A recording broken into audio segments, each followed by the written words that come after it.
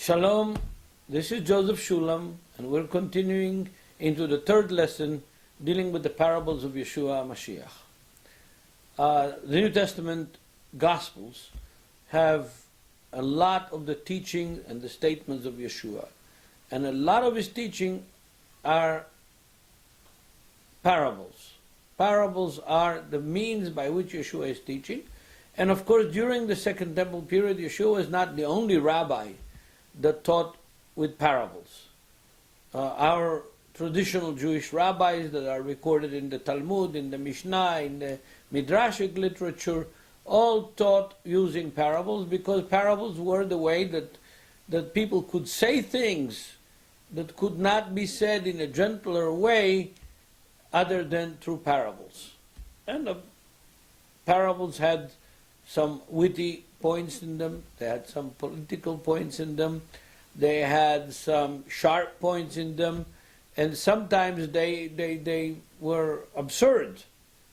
But actually from that absurdness and from that hard point in the parables, one can learn a lot that cannot be actually said unless it is said by telling a story. And we already dealt with 2 sessions talking about the parables of Yeshua. And I want to say that when we study the words of Yeshua, the Gospels, we find a very different picture than what traditionally is considered by evangelical Christianity to be the bread and butter, the basis, the foundational issues of the New Testament and of the Gospel. The foundational issues of the New Testament, if they're taken from the Gospels, we find them to be very, very compatible with the Jewish world of Yeshua, with the time that Yeshua lived here in the land of Israel, in the city of Jerusalem, walked the hills of the Galilee, fed people in the valleys near the Sea of Galilee, and fished together with his disciples on the Sea of Galilee, and the Kinneret, as we call it in Hebrew. So today I want to deal with a parable that deals with a part of the culture of the time. We have to realize that at that time, the main entertainment that people had was at home, and it was during the mealtime. The mealtime was not only for feeding the body, but it was also considered a wonderful time for entertaining and for talking and for philosophizing and for learning. It's a great time to learn during dinner. I realize that in our culture today, families meet very little as a whole family to have dinners and to talk about things that are pertinent and that are spiritual and that are building up the relationships in the family, and that are used as means for teaching. But both Yeshua and the rabbis had a lot to do with dinners. And during these dinners times, they sat together around the table. Usually it was a table with 3 legs, like the letter C, but in 3 legs. In the middle was hollow, and then people were settled around the sides of the table. Hollow in the middle so that the servants could bring the food and serve it to the people, all the people around the table. And that each could see each other and have discussions. It was called triclinium in Latin, 3-sided table. So, many of the parables of Yeshua and the stories about Yeshua, he is in somebody's house and eating dinner. This is true in Luke 7, and now we're going to talk about Yeshua's meeting in a setting of dinner and discussing things with his hosts. I'm going to read the parable of Yeshua first from Luke chapter 14, from verse 15 till verse 27. When one of those at the table with him heard this, he said to Yeshua, "Blessed is the man who will eat at the feast in the kingdom of God." Yeshua replied, "A certain man was preparing a great banquet and invited many guests. At the time of the banquet, he sent his servants to tell those who had been invited, 'Come, for everything is ready.' But they all alike began to make excuses. The first said, 'I have just bought a field. I must go and see it. Please excuse me.' Another said, 'I have just bought 5 yokes of oxen, and I am on my way to try them out. Please excuse me.'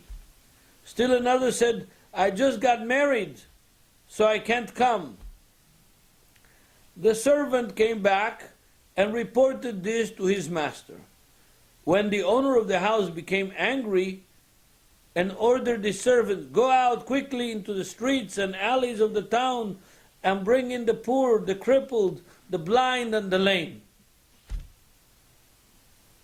'Sir,' the servant said, 'what you ordered has been done, but there is still room.'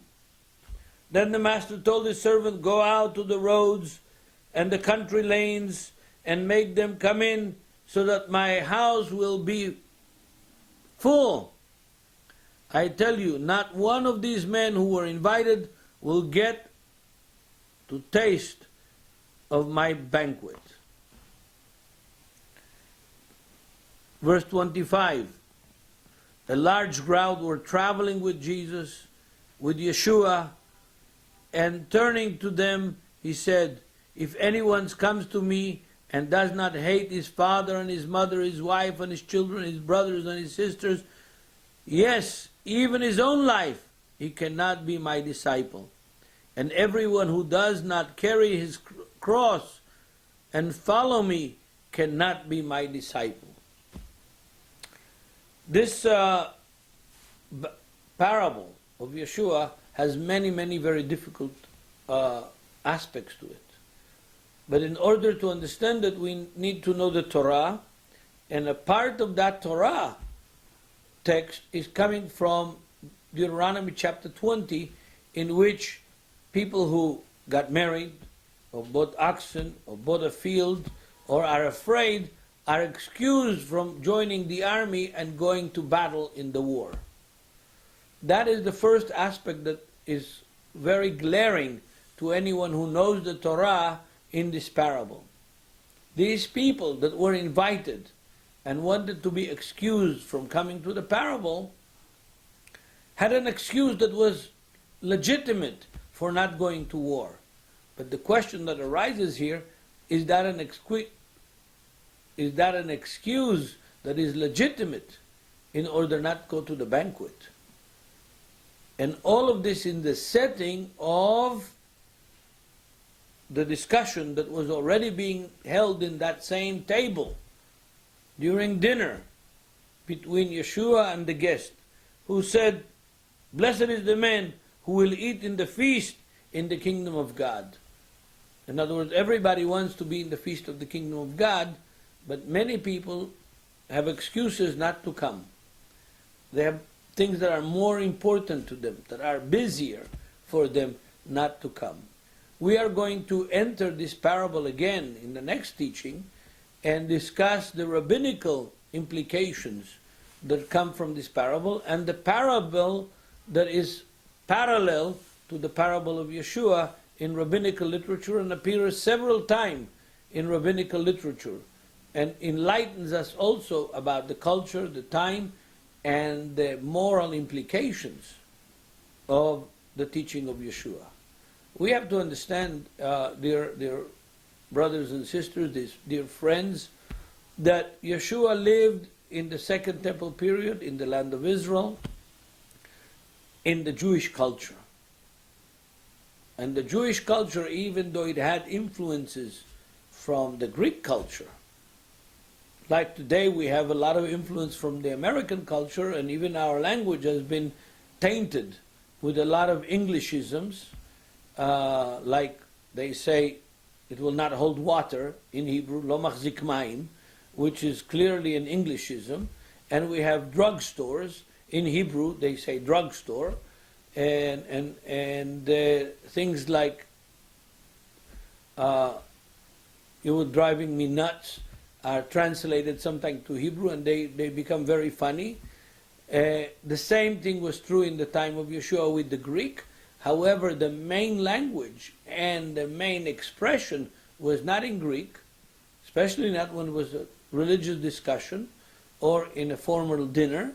It was always in Hebrew, and that Hebrew is reflected in these parables of Yeshua. They had to be said in Hebrew and not in Greek.